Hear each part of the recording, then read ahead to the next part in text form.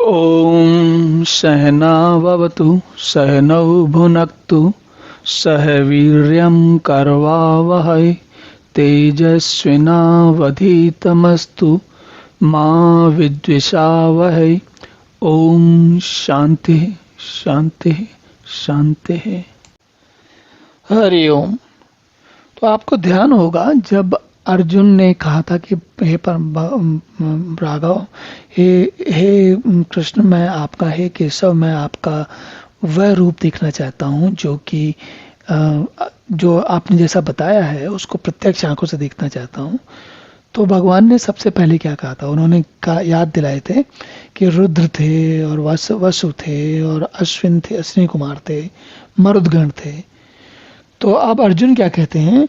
रुद्रादित्या वसवि ये च साध्या विश्वे अश्विनौ मरुतः च ऊष्मपः च गंधर्व यक्षासुर सिद्ध संगा वीक्षन्ते त्वाम विस्मितः च एव सर्वे।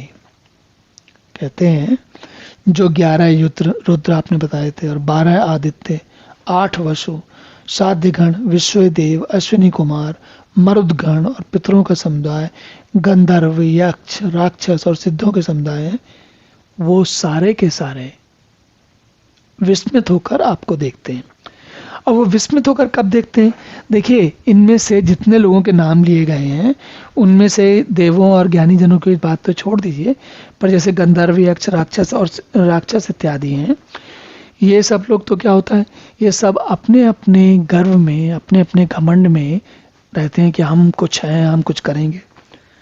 लेकिन जब उनकी स्थिति, जब वे परमात्मा के से उनका साक्षात्कार होता है, तब उन्हें अपनी हीनता का, अपनी लघुता का, अपनी सीमित होने का ठीक से अनुभव होता है। और जब अनुभव होता है तब क्या होता है? विस्मित होकर देखते हैं कि अरे, हम तो अपने आप को बहुत शक्तिशाली और बहुत ही समर्थ समझते थे, और हमारे जो परमात्मा है उनका तो कोई था ही नहीं है, कोई अता पता नहीं, कोई और छोर नहीं, कोई आदि अंत नहीं, कोई मध्य नहीं। तो क्या होता है?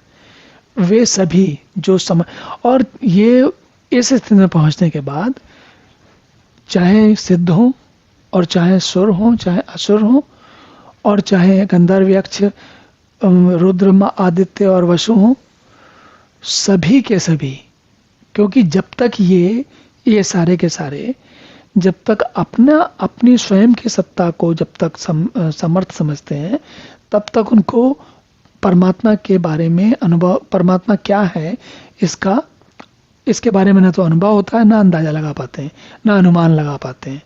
लेकिन हर जो भाग्यशाली होते हैं वे कभी न कभी इस स्थिति में पहुंचते हैं कि परमात्मा से उनका साक्षात्कार होता है। और जब होता है साक्षात्कार तो फिर वो विस्मित होकर देखते हैं कि अरे, परमात्मा का रूप ऐसा रूप है कि जिसके बारे में न कभी कोई किसी ने सोचा और न जाना। चलिए अब अगला श्लोक देखते हैं। ओम पूर्णमदः पूर्णमिदं पूर्णात् पूर्णमुदच्यते पूर्णस्य पूर्णमादाय पूर्णमेवावशिष्यते। ओम शांति शांति शांति।